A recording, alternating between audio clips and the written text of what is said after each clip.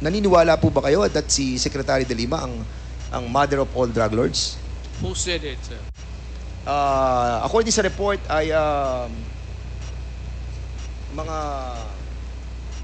tao po natin sa Malacanang ay Sino, si sir? Director Ruel Lasala and Reynaldo Esmeralda, former NBI officer in charge ng Department of I Justice. would like to congratulate them for making this statement.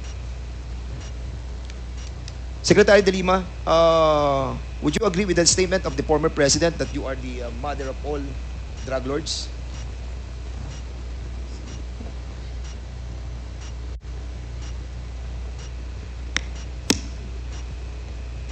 Absolutely false. That is a fictitious, bogus allegation against me. And then they filed cases against me. Kinasuhan po ako nila ng mga kaso tungkol sa droga. Initially, consummated illegal drug trading. Inamend nila into conspiracy to commit illegal trading. 30 kaso yung sinampa sa akin. Absuelto na po ako dun sa 3 dahil wala po akong kinalaman sa illegal drugs. Kasama lang ho yan sa naging propaganda nila.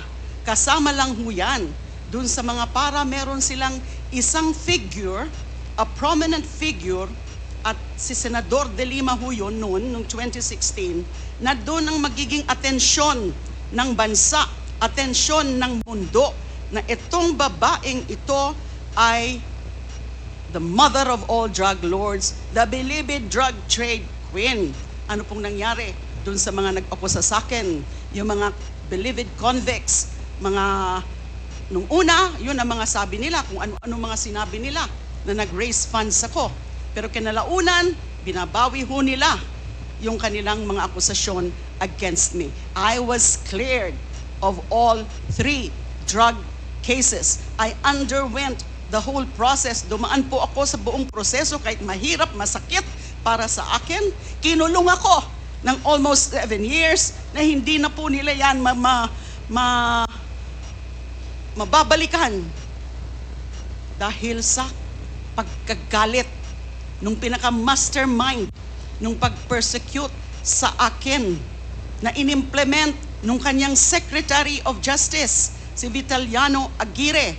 At meron pang mga ibang handlers na siyang mga kumausap dun sa mga nagtestigo against me. So that is absolutely false. That is a slanderous accusation against me.